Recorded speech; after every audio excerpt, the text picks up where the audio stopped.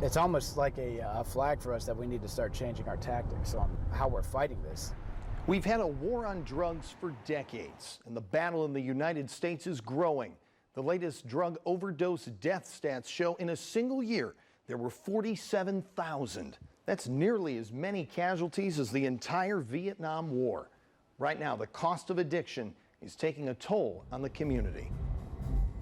In nearly any major city, on any street, and at any time.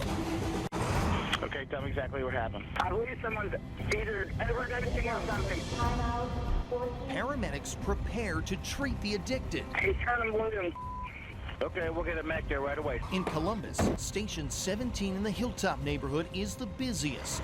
We do have our regulars. Rescuing heroin users is just part of another day on the job. It's frustrating, it's sad. To me, it's just sadness to see such a powerful drug get a hold of people's lives. Extra staff and equipment are now stationed strategically to handle the increase in overdose calls. There's days where you have 4 in a day. There's days where you have none. Anticipation is key. Stocking up on the life-saving drug Narcan. It reverses the effects of heroin. You administer a lot of this.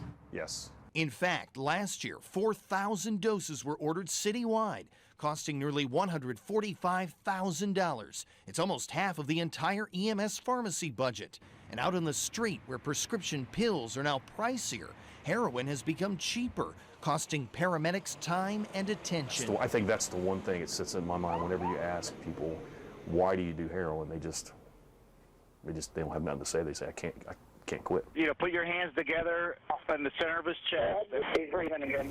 After a dose of Narcan is given up the nose, it only lasts about 15 minutes. It's usually just enough time to rush the person to the hospital. All right, so this is the Narcan that we would typically use. More Narcan may be given here, and with more overdoses, space is limited. The emergency director at Ohio State Medical Center says he sees anywhere from 2 to 4 overdose patients a day, and sometimes they don't have insurance. It's likely going to be care that may be written off, that is never paid for, and so it comes back onto the community. $78,000. That's how much this hospital lost in a single year to treat overdose patients. But we wanted to see for ourselves what's being done to keep heroin off the city's streets. We're trying to, hold people accountable for the dealers who are profiting off of it. Agents with the DEA and officers with the Drug Task Force are trying to cut off the heroin supply. It's amazing, and it's it's almost depressing how much actually comes in. Most of it is traced back to Mexico and drug cartels. In Ohio, more than 70 dealers or traffickers were arrested last year. But inside this was 3 kilos of heroin. Special Agent Timothy Plankin is in charge of Ohio DEA operations. He explains how traffickers mask smaller amounts of heroin now, hiding it in duffel bags and suitcases in hopes of going undetected. Glued into here. Makes it harder to track. Yes, harder to find, harder to track, and if multiple people are doing it, then you're not going to catch them all. So. It feels like you work harder and harder, and the problem just keeps getting worse and worse.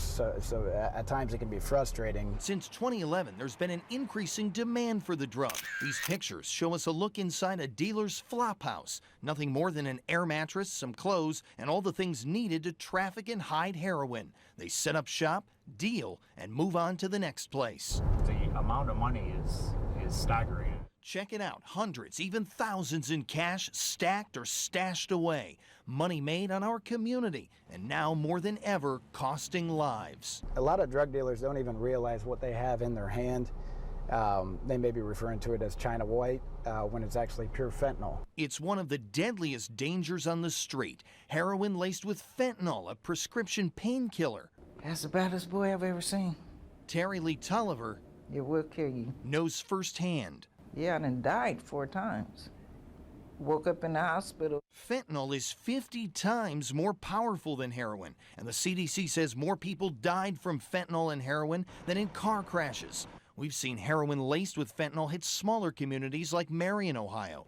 Terry Lee says despite relapses, she wants out. This is a drug that calls you. It calls your name and lets you never forget that it's there. The DEA knows it's there, working tips and doing controlled buys. Since 2014, agents have seized 177 kilograms of heroin just in Ohio, but they say there's lots more out there. It's really just exploded to, you know, it can be a parking lot in Worthington, or it can be down here in Franklinton, you know, on a street corner. With usage up, it's easier to get, a cycle that's costing the community in nearly every major city. If you can imagine it, it can be brought here. On any street. But after a while, you become numb. It becomes a part of your day. At any time. I've been getting high for 50 years. Terry Lee is in rehab and has been clean for nearly 3 months. The DEA is planning to add more agents to better battle this epidemic, and communication has improved to better prepare and plan for potential overdoses when batches of powerful heroin hit Columbus streets. If you know of a family member or friend who's struggling with addiction, we put a list of resources on our website. Go to myfox28columbus.com right now. I'm investigator Brooks Jarosz.